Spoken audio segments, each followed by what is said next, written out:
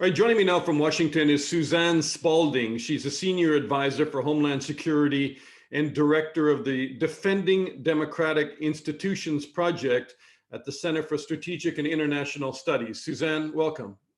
Thank you, Dana. Nice to be here. Hell of a time in Washington. I mean, I cannot just talk to you about cybersecurity without getting your feelings and your reaction to what happened in the Capitol building yesterday. It's shocking. It is shocking. It's appalling. It was distressing on so many levels. I had just on Tuesday been talking to young girls, 7th grade through 12th grade, about our democracy. And they had a lot of questions about why they should trust and believe in our democracy. And I told them it is worth fighting for. It must be fought for, not because it's perfect, but because it has the capacity for change. And we all must be agents of that change. But that change has to come about peacefully through our democratic process. I mean, it's not much of a I've been surprise. thinking so much Not of a the surprise, is it, Suzanne? Sorry to interrupt, but I mean, when you see the president constantly saying that the elections were false, the election is being stolen, eventually people start believing it, even if there's no evidence. In 60 some odd court cases, they get angry. Then he encourages them to go to the Capitol building. I mean, you can't keep throwing kerosene on the fire like without an explosion, can you? Now, Mitt Romney had it right when he talked about an insurrection incited by the president. Should the president be removed? You know, those are decisions that his cabinet will have to make. Congress needs to look at that. I certainly think we are in a very dangerous and perilous place for the next 2 weeks between now and January 20th if he continues to be the president of the United States. Talk to me about cybersecurity. I mean, you've had a terrible hack inside the United States. You also served as a member of the Cyberspace Solarium Commission. You were also the Undersecretary for the Department of Homeland Security, and you led the nation's, the National Protection and Programs Directorate, now called the Cybersecurity and Infrastructure Security Agency. You managed, I mean, a lot of the budget that was supposed to protect government agencies. And this hack is not only about companies, but also many government agencies such as Treasury that have been hacked into. Yeah. So this is not a case where you can say the system worked. The system did not work. But I will say the system was not designed for government agencies. The intrusion detection system, which we call Einstein, was not designed to catch things that we'd never seen before. And that's something that, they've been working on, but needs to happen. We've been telling our private sector partners this.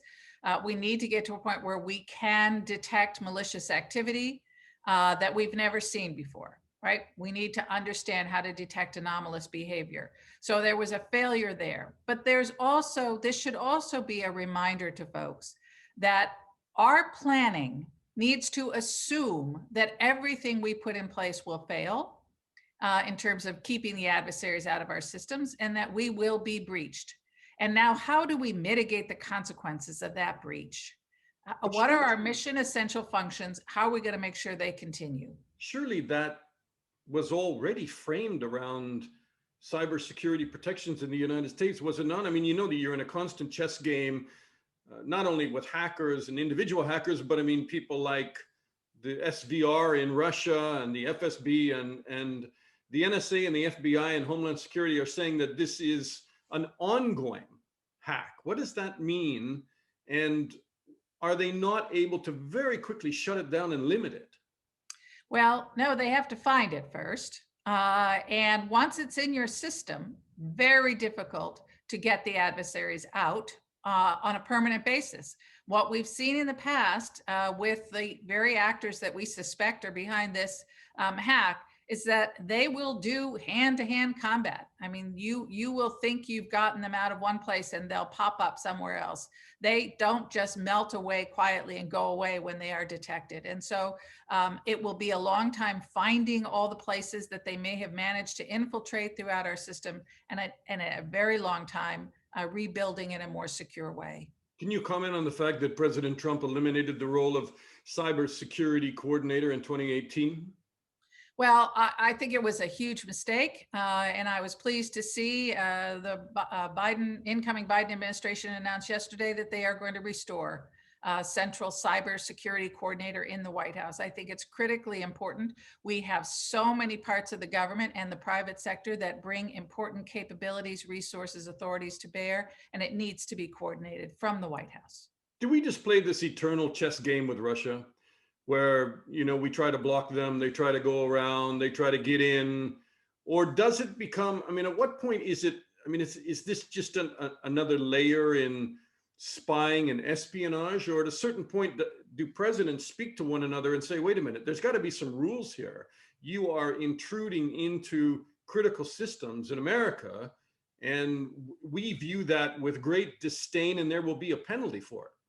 Absolutely, absolutely. And so certainly in the Obama administration in which I served, we worked very hard to establish norms around the protection of critical infrastructure upon which a civilian society depends. I don't think that we can just dismiss this as traditional spy versus spy espionage. We need to assume that they're doing, at a minimum, reconnaissance that would enable them to cause disruptions in the future. I guess it's naive of me to think that a conversation is going to solve it, because the Russians or the Iranians or the Chinese or whoever they be are going to continue to just go at this whenever they can. If they can steal secrets, they'll steal them. Absolutely. But the lack of a conversation is more damaging. A simple conversation is not going to deter or stop our adversary, but not having that conversation certainly emboldens them. Last question to you. What do you think the damage is potentially that was done, or do we know? And are you worried that they were doing more than simply stealing secrets? They were trying to embed something. So I'm worried about all of the above, but what I'm most worried about is that they may have been doing reconnaissance, getting access, for example, to industrial control systems that control machines or the electric grid is not sufficient to have a really damaging impact through a cyber attack. You need to understand those operational processes. You need to understand what would be hardest, for example, to repair, to recover. How can you have that impact? That requires a fair amount of reconnaissance. And my worry is that while we didn't see them necessarily get into operational technology, that they're gathering information to be able to have that kind of disruption, perhaps with access they've already achieved. Should the public be worried about it? The public should be worried about it, not losing sleep over it, but they should be demanding that our public officials take this seriously and act with the sense of urgency that is required. And I was pleased to see the Congress enact many of our recommendations from the Solarium Commission in this new, most recently signed defense bill. That's what needs to happen. We need to move forward on the things we know need to be done. Suzanne Spaulding at the Center for Strategic and International Studies. The public's got a lot of things to worry about these days, don't they? Thank you so much. Thank you, Dane.